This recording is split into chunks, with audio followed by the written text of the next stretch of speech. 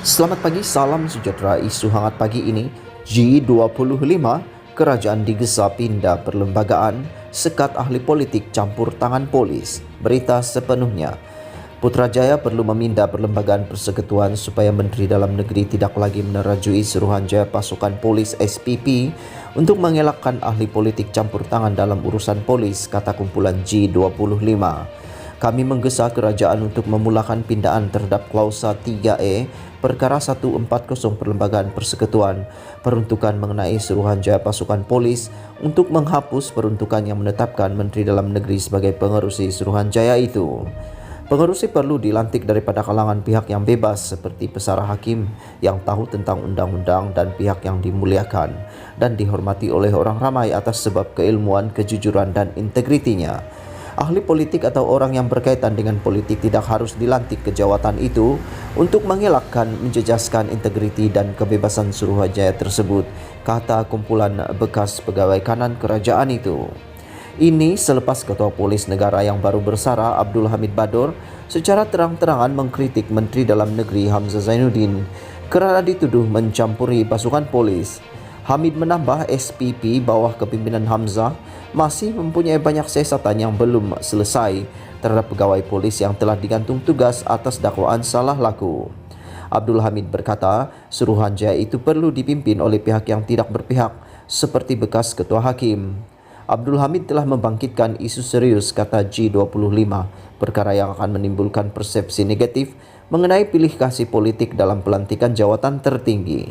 Selain itu juga, kata G25, terdapat tanggapan mengenai kewujudan kartel dalam pasukan polis yang didalangi oleh pegawai polis muda untuk menjejaskan kuasa IGP dan menguasai pasukan polis.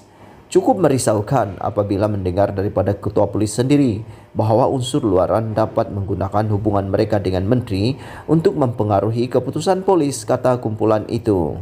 Dakwaan kaitan rangkaian penjenayah. G25 turut menyuarakan kebimbangan jika kroni, politik dan orang hubungan mereka dalam pasukan polis ini pula didakwa berkait dengan rangkaian penjenayah. Menurut G25, mengambil maklum kenyataan Abdul Hamid itu dan kes kematian dalam tahanan Ganapati, kumpulan itu mengulangi gesaan supaya kerajaan menubuhkan Suruhanjaya bebas aduan dan salah laku polis IPCMC. Kumpulan itu menyatakan rasa kecewa dengan pengerusi Suruhanjaya Integriti Agensi Penguatkuasaan EAIC Muhammad Siddiq Hasan kerana berkata secara terbuka bahawa tiada keperluan menubuhkan IPCMC.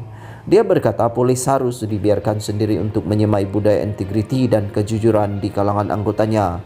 Dia percaya ini sudah mencukupi dan tidak ada keperluan untuk badan bebas seperti IPCMC kerana salah laku polis adalah urusan dalaman polis. Kami berharap kerajaan kami membatalkan cadangan penubuhan Suruhanjaya bebas tata kelakuan polis IPCC, kata G25. Untuk rekod, pada Mac lalu, ibu kepada Ganapati membuat laporan polis berkenaan dakwaan anaknya dipukul dalam tahanan sehingga menyebabkan kakinya dipotong. Laporan itu dibuat selepas beberapa hari Ganapati dimasukkan ke unit perawatan rapi ICU Hospital Selayang. Mendiang meninggal dunia pada 18 April lalu. Katanya, anaknya dalam keadaan sehat ketika ditahan walaupun mempunyai sejarah penyakit diabetes dan masalah jantung. Pun begitu, kata ibu Ganapati lagi, ketika di hospital anaknya memberitahu dia dipukul oleh polis dengan pipe getah. Sekian isu hangat pagi ini. Jangan lupa tekan butang subscribe dan kita jumpa lagi. Bye-bye.